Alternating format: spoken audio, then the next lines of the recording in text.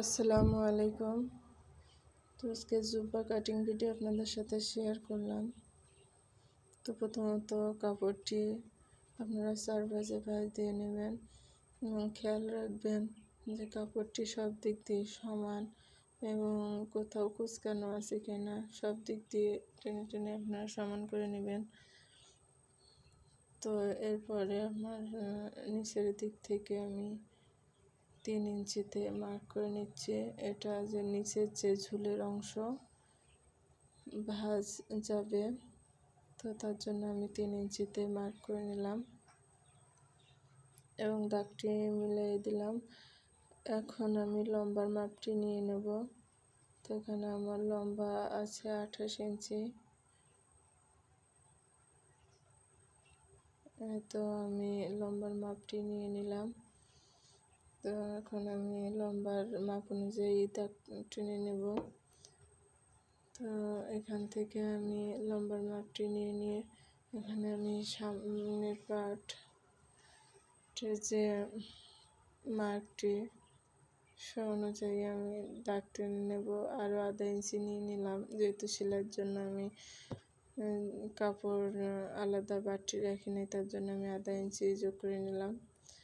এখন এখানে আমি মোহরার জন্য নিয়ে নিয়েছি 6 ইঞ্চি। দাগ দিয়ে মিলিয়ে নেব। এখানে আমার বডি আছে 7 ইঞ্চি এবং সেলাইয়ের জন্য নিয়ে নিলাম 1 ইঞ্চি।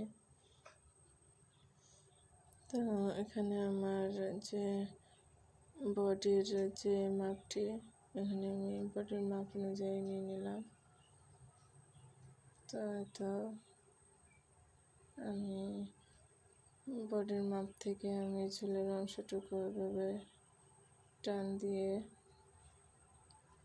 মার্ক করে নিলাম।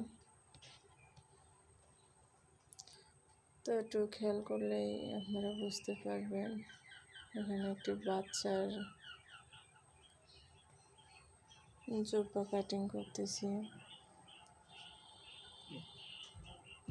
তো আমি এখানে ডাউন, যেহেতু কাঁধের ঢালু যে অংশ, এখানে আমি 2 ইঞ্চি মতো ডাউন দিয়ে নিয়েছি। তো এখানে আমার পাঞ্জাবিটি মার্ক করা শেষ। এখন আমি নিচের পিছনের পার্টটি কাটিং করব। তো পিছনের পার্টটি করার জন্য এখানে আমি আরও বাড়তি 2 ইঞ্চি নিয়ে নিয়েছি। তো একটু খেয়াল করলেই বুঝতে পারবেন পাঞ্জাবি কাটিং করা আর জুব্বা কাটিং করা প্রায় সেম।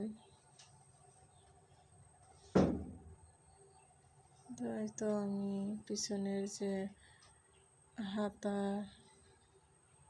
যে মোহরা, এটিও মার্ক করে নিলাম। তো এখন আমি কাটিং করে নেব। তো আমার মাপ অনুযায়ী আমি এখানে কাটিং করে নিচ্ছি। তো আশা করি আপনারা একবার ভালোভাবে দেখলে আপনারা সহজেই বুঝতে পারবেন।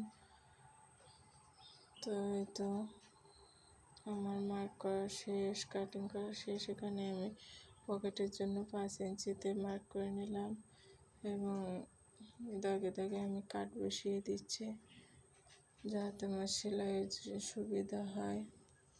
তো এখানে আমি পিছনের পার্টটি বের করে দিলাম, দিয়ে সামনের পার্টটি কাটিং করে নেব। তো আমার সামনের পার্টটি কাটিং করা শেষ।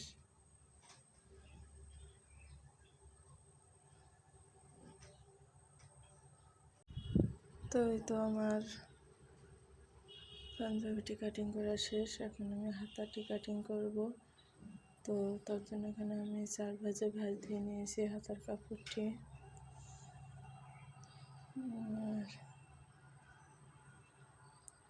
তো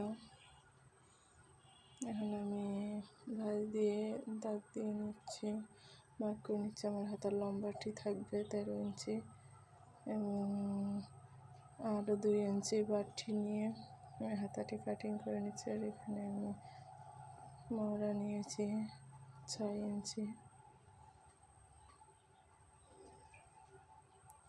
তো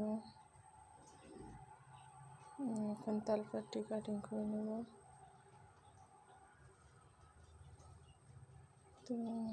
তো আমার হাতাটি কাটিং করা শেষ। আমি এখন চিহ্ন দিয়ে নিচ্ছি যাতে বুঝতে পারি যে তালপাটটি কোন সামনে কোন সাইডটি। তো এখানে আমার পকেটটি কাটিং করলেই শেষ। তো আমি তো পকেটটি কীভাবে কাটিং করবো তো আপনার দাগ দিয়ে দেখিয়ে দিচ্ছি। এখানে 15 ইঞ্চিতে লম্বা